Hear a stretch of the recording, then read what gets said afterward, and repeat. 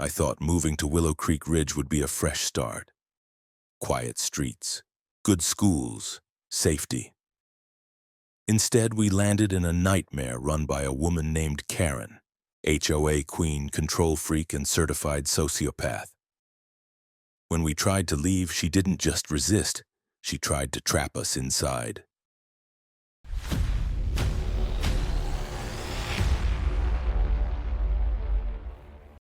When we first moved into Willow Creek Ridge, I genuinely thought we'd found our haven.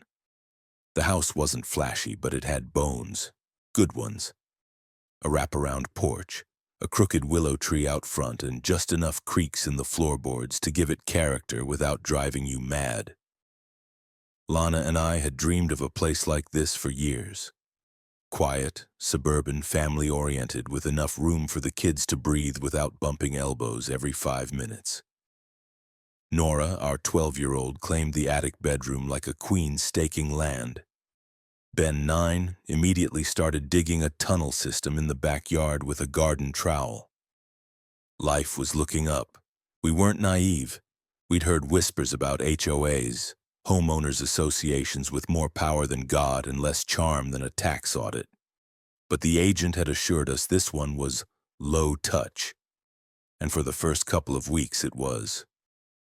The welcome letter from Willow Creek Ridge HOA came with a packet of community standards printed on ivory cardstock and a coupon for a free frozen yogurt. Classy stuff. Then came Karen. It started harmless enough. She dropped by 3 days after we moved in. Blazer, white capri pants, a clipboard under her arm like a battlefield shield. Blonde bob, frozen smile. You know the type. She said she was the president of the HOA and welcomed us with what might have been mistaken for warmth if you ignored the fact that her eyes didn't blink once during the entire 5-minute exchange. "I do hope you'll consider repainting your mailbox," she said, eyes flicking toward it like it had personally insulted her. "We're really aiming for a cohesive aesthetic here." I forced a smile. "I'll add that to the list." Oh, and the children's swing hanging from the willow. Lovely touch, but technically outdoor play equipment requires prior approval. She tapped her clipboard. "Safety protocols, you understand?" Lana, standing beside me with a lemonade, blinked twice like she'd just been slapped with a paper napkin. I could tell she wanted to say something, but we'd only just moved in, and first impressions matter. We just nodded like good little sheep and waved goodbye. The kids were less diplomatic. By the end of the first month, Nora had come home twice in tears. First time, some girls at school had made fun of her for her cheap sneakers. The second, she said they'd told her we probably bought the house on a discount because no one else wanted it. Ben fared better, but even he started growing quieter, more withdrawn. It didn't take long to realize the ringleaders were Karen's twin daughters, Madeline and Skye, miniature dictators in matching headbands. Nora swore up and down that one of them had tripped her on purpose during gym. When we brought it up casually during another HOA driveway chat, Karen chuckled. "Oh, you know how girls are at that age," she said with a too-wide smile. "If Nora's having trouble making friends, maybe encourage her to be a little less defensive. Madeline tells me she can be quite confrontational." I clenched my jaw. Lana's knuckles went white around the handle of her reusable shopping bag. The cherry on top came one rainy Wednesday. I came home from work, opened the mailbox, and found a plain white envelope. Inside, a neatly folded note. "Your daughter is too loud in the evenings. Not everyone wants to hear her violin practice. Think of the community." No name, no signature, just that. And a faint trace of lavender perfume that I'd come to associate with Karen's obsessive presence. The kicker? Nora hadn't practiced her violin for over a week. She was too discouraged. That night, as Lana and I sat on the porch while the rain tapped softly against the wood railings, I could see Karen's silhouette in her window across the cul-de-sac, watching, smiling, like she knew exactly what she was doing. I didn't say anything. Neither did Lana. We just sat there, shoulder to shoulder, in silence. But a question lingered in both of our minds like the fog crawling across our lawn. What the hell had we moved into? I tried to play nice. Honestly, I did. Even after the mailbox note and the backhanded comments from Karen, I figured we could still coexist. It was a big neighborhood, right? Just keep our heads down, mind our own business, and ride it out until we decided what to do. But that kind of logic only works when the other side plays by the same rules. It started with the flags. Ben and I had built a little wooden tree fort in the backyard, nothing huge, just a weekend project. We hung a couple of handmade flags the kids painted, one with a cartoon dinosaur and another with a big bee and glitter. It was their space, a win for family bonding. 3 days later, we got an official notice from the HOA. Unauthorized signage visible from adjacent properties subject to fine. Seriously? A glittery bee? I went to the HOA office, the conference room Karen had commandeered at the community center, and asked for clarification. Karen was already there, flipping through papers like she was managing a Fortune 500 company instead of a bunch of lawn complaints. I thought this place was family-friendly, I said. Are we really policing backyard crafts now? She didn't even look up. The rules are the rules, Mr. Spencer. Visual clutter decreases curb appeal. And let's be honest, your backyard is visible. She flipped another page. The fort is behind a 6-foot privacy fence. There's a slight elevation. The Johnsons reported it. I turned and saw Janice Johnson, Karen's best friend and official echo chamber, peek out from behind the door like a guilty dog. I didn't say anything. Just took the violation notice and walked out because what was the point? It didn't end there. Over the next week, I noticed a silver SUV slowly driving past our house multiple times a day, sometimes stopping, sometimes idling. One night, I looked out at 1 a.m. and saw a guy crouched in our driveway with a camera. I stepped outside, phone already dialing. He bolted. I didn't get a plate, but I got a blurry shot of the SUV, and wouldn't you know it? It matched the one Karen's husband drove. Real subtle, folks. Then came the school drama. Ben came home with bruises on his arms, said 2 boys had pushed him off the jungle gym. He brushed it off, but Nora was fuming. She told me the same kids had been making jokes about our family being kicked out soon. Kicked out? I went to the school. They said they'd look into it. Then 2 days later, I got a polite but pointed call from the principal, suggesting Nora had been causing tension among her peers. Apparently, she confronted the boys and things got heated.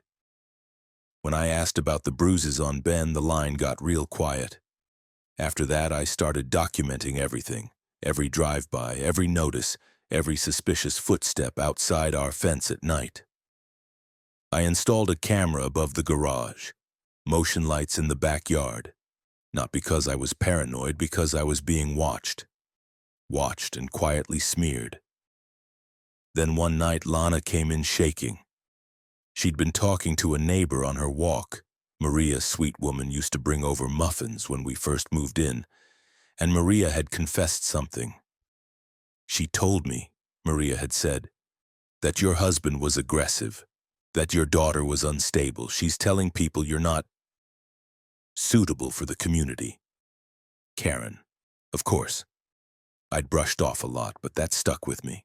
Because this wasn't just about mailboxes or backyard forts or even schoolyard nonsense anymore. This was targeted, calculated. We weren't just being watched, we were being boxed in, and still, every time I tried to bring something to the HOA, denial, dismissal, a new fine, a new passive-aggressive message. She's setting us up, Lana told me one night, sitting in the dark kitchen with her tea going cold. She wants us to snap so she can play the victim. I believed her. And deep down, I started to understand something I hadn't wanted to admit. Karen wasn't just enforcing rules. She was building a narrative, a campaign. And the goal wasn't compliance. It was exile. We decided to leave. That was it. No more internal debates, no more, maybe it'll get better.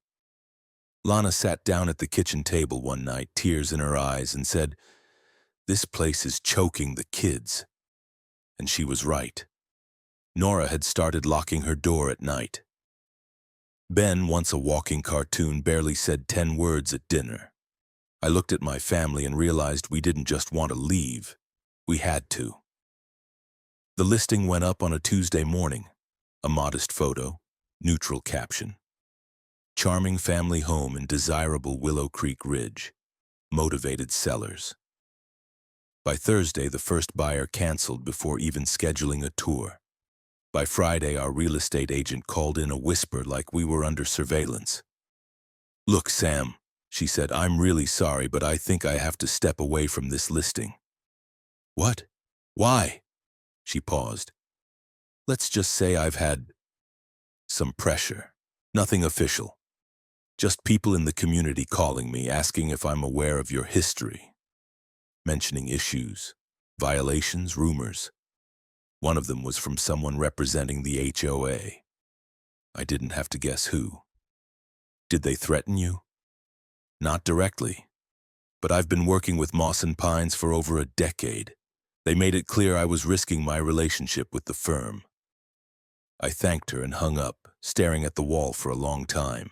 Then I did what any rational man pushed to the brink would do. I got a 6-pack and started digging. Public databases, property records, corporate filings, HOA board rosters. Anything I could get my hands on. And somewhere in the middle of that half-drunken digital expedition, I found it. Karen was listed as a community consultant for Moss and Pines Realty. It wasn't just a neighborhood turf war. She had a direct financial incentive to keep houses from selling without Moss and Pines in the loop. If a house in Willow Creek Ridge sold through another channel, she didn't get her cut. Of course, she didn't want us to leave, not just because we damaged community image, because we were cutting into her bottom line. It made perfect sense. The threats, the rumors, the ghosted agent. And suddenly this wasn't just personal anymore. This was corruption in a sundress and a name tag. The next day, I printed a big "For Sale by Owner" banner and nailed it to our porch with 10-inch deck screws. Ben helped me drill the holes. Nora handed me the screws like a surgical nurse. We were quiet, focused. Like we all knew this wasn't just a sign. It was a declaration. That afternoon, 2 things happened. First, Karen showed up. She didn't even knock, just marched up onto our porch like she owned the deed. I opened the door before she had the chance. "You can't do that," she said, pointing at the sign like it was dripping blood. "I absolutely can," I said. "It's my property." "You didn't request sign approval from the board, which you conveniently denied last week for being a potential eyesore. Now get off my porch." She didn't budge. "You're destabilizing the market. Do you understand how this kind of behavior affects neighborhood ratings, property values?" I leaned in. "Do you understand how extortion works? Because this feels dangerously close." Her smile didn't waver, but something flickered in her eyes, something tight, nervous. "I'm just trying to maintain the standards of Willow Creek Ridge," she said. "We all benefit from order." "Yeah? Feels like you benefit the most." That shut her up. The second thing that happened was the sabotage. That night, someone ripped down the sign, left it cracked in half on the front lawn like a warning. No footprints, no camera footage. Whoever did it knew where my blind spots were. The next morning, a new HOA notice arrived in the mailbox. Improper placement of temporary signage. Subject to fine. I laughed out loud. Lana didn't. She was holding the phone. 2 more buyers canceled today, she said. One of them said they got an email from someone claiming our daughter had behavioral issues and there was a dispute with the HOA. That was it. That was the moment something broke inside me. Not snapped. Broke. Clean. Cold. I wasn't just leaving anymore, I was going to take her with me. It started on a Tuesday. Clear skies, calm air, one of those rare days when everything feels deceptively normal. Nora had come home from school the day before looking like she'd walked through fire. She didn't say much, just went to her room and slammed the door. When I checked on her later, she was sitting on the floor clutching her sketch pad with both hands like it was a shield. On the page, she'd drawn 3 girls with matching headbands surrounding a smaller figure with her fists clenched. The smaller girl had Nora's eyes. The caption underneath read, "Today I didn't cry." I knew something had shifted. Ben told me the rest. During lunch, one of the Johnson boys, Karen's nephew apparently, had dumped milk over Nora's backpack. When she told him to knock it off, Madeline stepped in, arms crossed like some kind of junior warden. They cornered her behind the school gym, tried to intimidate her into silence. Only this time, Nora didn't fold. She grabbed her backpack and shoved Madeline backward. Nothing violent, just enough to say, "Not this time." The other kids started filming, of course. That's the modern currency of conflict. Vertical video clips with no context and instant judgment. The next morning, it was all over the parents' WhatsApp group. A blurry clip of Nora yelling, Madeline stumbling, someone screaming, "Whoa!" in the background. No prelude, no milk, no pile-on. Just my daughter front and center, looking like the villain. I got a call from the school counselor. She was doing that overly rehearsed calm voice they use when they want to sound concerned but really just want you to accept your child is a problem. "We're exploring disciplinary action," she said. "There's concern about Nora's emotional regulation." "My daughter stood up for herself," I snapped. "Regulating emotion doesn't mean absorbing abuse until she shuts down." There was a pause. "We're still reviewing both sides," she said, which meant Karen's already been here. What they didn't expect was the full video. A girl named Mia, shy, quiet, always in the background, posted it to her private Instagram. 1 minute long. It showed everything. The milk, the crowding, Nora's shove, and then her walking away straight-backed and quiet. It spread fast. By noon, the narrative flipped. People started asking questions. Who were those kids? Why were they always involved in this drama? Why were the same names coming up again and again? And Karen. She lost it. Lost it. She showed up at the school during dismissal, stormed through the office like a CEO on a warpath. Witnesses said she screamed at the vice principal, demanded Mia be suspended for unauthorized recording, and threatened to sue the school for creating a toxic social media environment. The school locked down the front office. Later that evening, as the sun was setting and the porch lights across the street blinked on one by one, Karen marched straight up to our house. I opened the door halfway. She didn't wait for an invitation. "Your children are poisoning this neighborhood," she hissed. "They're violent, unstable, disruptive." "Karen," I said calmly, "they're 12 and 9. You're describing a cult uprising." "You think this is funny?" she snapped. "You have no idea what you've done. That video? It makes us all look like savages. Do you know how hard I've worked to make Willow Creek Ridge desirable? Do you think property ratings just maintain themselves?" Lana stepped out from the kitchen. "You mean the same ratings you make commission on?" That stopped her. For a moment, her face registered something between shock and contempt. "This is not over," she said through clenched teeth. "You're damn right it's not," I said. "We're still leaving, and every single person you've stepped on to protect your little empire is watching now." She backed off the porch like she was walking away from a burning building, furious, tense, but no longer in control. Her face was red, hands trembling. She muttered something about legal action and protecting community equity, but she was unraveling. You could see it. I didn't say anything else, just closed the door and turned the deadbolt. Inside, Ben looked up from his spot on the stairs. Was that the part where the villain freaks out because the truth got out? I laughed, but it didn't feel good. It felt like the air before a thunderstorm.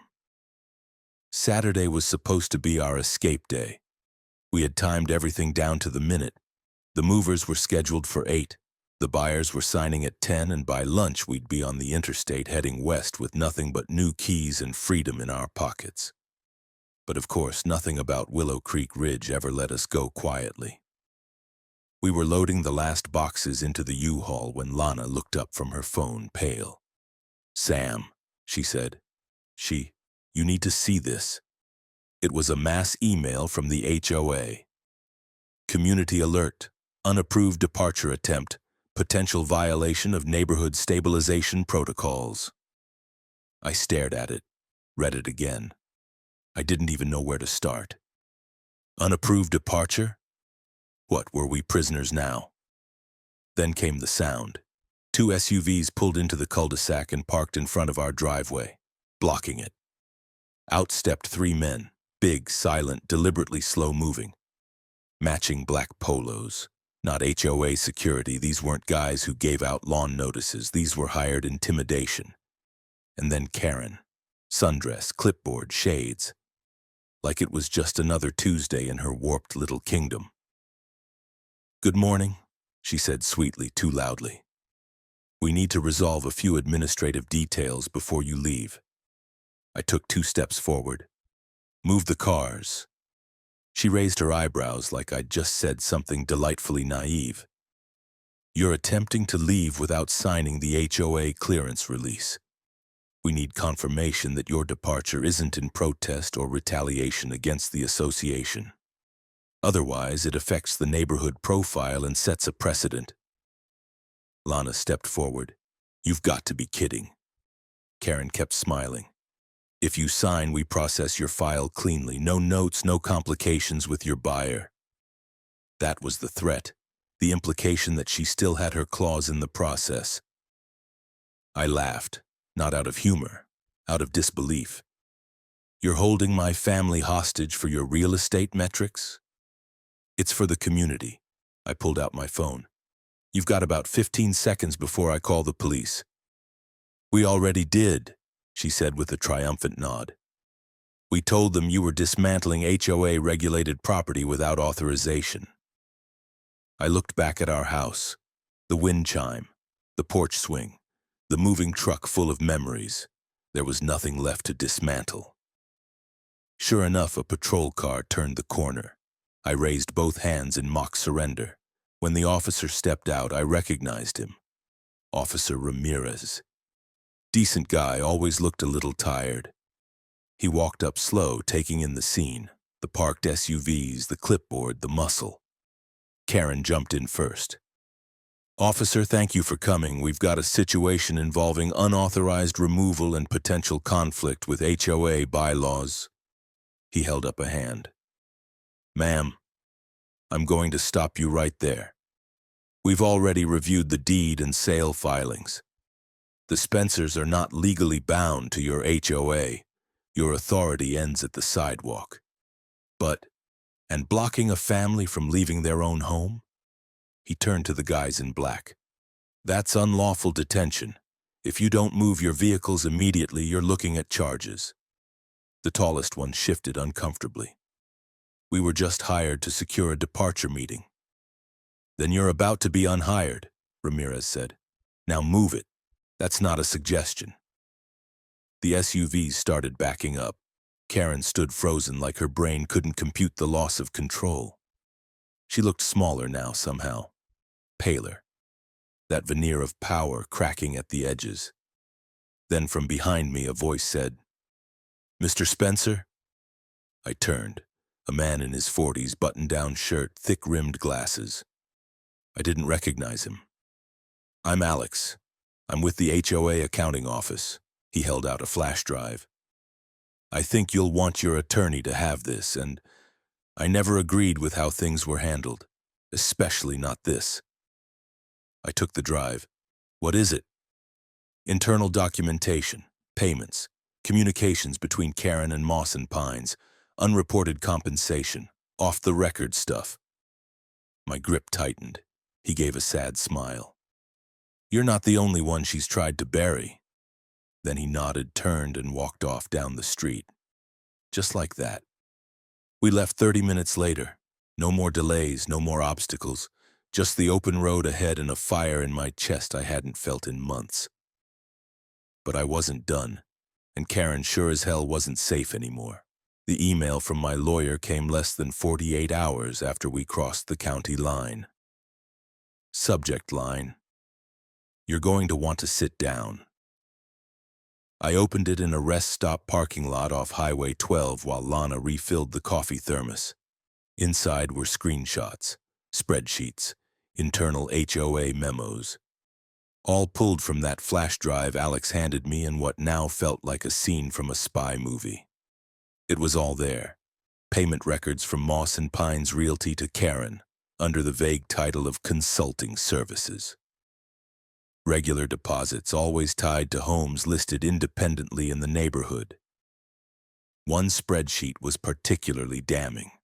A column labeled prevention targets listed addresses, mine included, along with coded comments like needs pressure, not compliant, and delay sale if possible.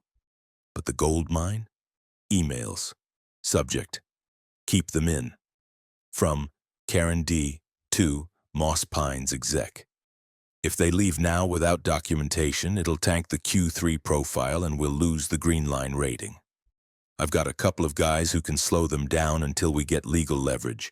If needed, we can cite the stability clause in the CCRs. The husband's a pushover. The girl is the wild card. I read that one twice, then a third time. I sent it to my attorney with 2 words. Do it. The lawsuit we filed named Karen individually and the HOA as a body.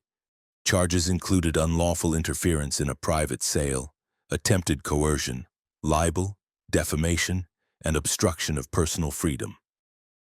My attorney added a beautiful phrase to the filing: malicious abuse of procedural authority for personal financial gain. Has a certain poetic sting to it. We weren't the only ones. As news of the case broke, first on Nextdoor, then in the local paper, other families started coming forward. A man named Daniel from 3 blocks over shared that Karen had tanked 2 of his buyers by suggesting his foundation had structural instability. A single mom named Teresa said Karen pressured her out of listing with a discount brokerage by threatening to fine her for her satellite dish, of all things. Alex agreed to testify. By the time the pre-trial hearing rolled around, Karen was radioactive. Her lawyer tried to spin the whole thing as passionate community stewardship. The judge didn't buy it. He ruled the documents admissible and openly questioned whether the HOA board had knowledge of Karen's kickbacks. That led to a subpoena for the entire board's communications for the past 3 years. Moss and Pines. They cut ties with Karen immediately, put out a public statement about rogue representatives and unauthorized relationships, which was corporate speak for, oh hell no, we're not going down with her. Then came the internal HOA meeting. I didn't attend, obviously, but Lana's friend Maria did. She said it was like watching a monarchy crumble. Members shouting over each other, Karen trying to defend herself with the same smile she used to hand out parking warnings. It didn't work. She was voted out unanimously, mid-meeting. Someone had already packed her belongings from the HOA office and set them outside the door in a cardboard box labeled, "Misc Personal, do not return." The best part? The HOA board resigned en masse 2 days later. A reform committee was created, and you better believe Alex was on it. When the deposition date finally arrived, Karen didn't show. Her lawyer cited emotional distress and filed a motion to delay, but the judge denied it. The clock was ticking and we were holding the hourglass. I'll never forget the feeling of walking out of the courthouse that day with Lana beside me. Not angry, not exhausted, clean. That night we opened a bottle of wine we'd been saving since Nora was born.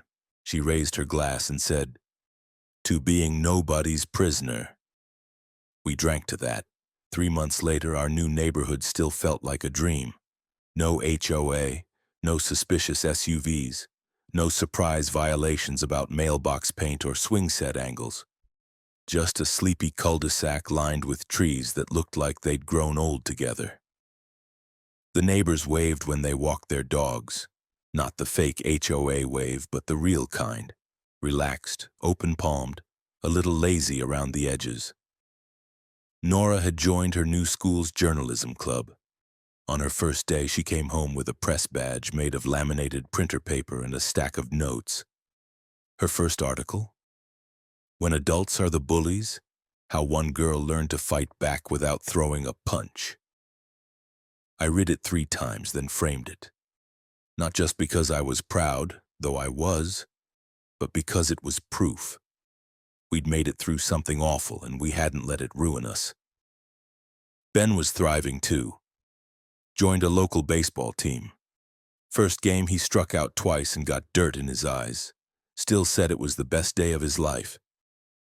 Lana and I finally had time to sit on the porch and do nothing. Just breathe, listen to the birds, and sip our coffee without watching shadows move across our lawn. One morning, we got a letter in the mail. A thick envelope, no return address. Inside was a folded piece of cardstock. "Thank you for standing up. Because of you, others are finding their way out. You weren't the only ones, just the loudest. And we needed loud." No name, just that. A week later, I saw Alex's name in a news article. He'd been officially elected to the new HOA Oversight Committee, not for Willow Creek Ridge, but at the Mon-County level. Turns out someone had started connecting dots. Karen's little empire hadn't been the only one with consulting deals on the side. I'll admit I did indulge in a little schadenfreude. In fact, it came during a late-night news segment. I was flipping channels when I saw her, Karen, seated stiffly on a bench outside the courthouse, sunglasses on, flanked by some no-name lawyer trying to spin what had happened. The reporter asked, "But didn't you personally instruct your board to block the family from leaving the neighborhood?" Karen hesitated, then gave the most Karen answer of all time. "I was trying to prevent chaos." The reporter, bless her, didn't even blink. "You hired men to physically block a family from moving." Karen stared off into the distance like she'd been asked about the weather. That clip made it into a late-night comedy segment. Some guy on TikTok dubbed over it with opera music. Went viral. I didn't repost it, but I watched it more times than I'll ever admit. And now, we're okay. Better than okay. We're free. The kids laugh again. The house smells like fresh bread instead of tension. The wind doesn't carry dread anymore. Last week, I asked Nora what she wanted to do for her birthday. She smirked. "Can we hang a glittering flag in the backyard?" "Only if it violates every damn regulation in the book," I said. She grinned. "Perfect.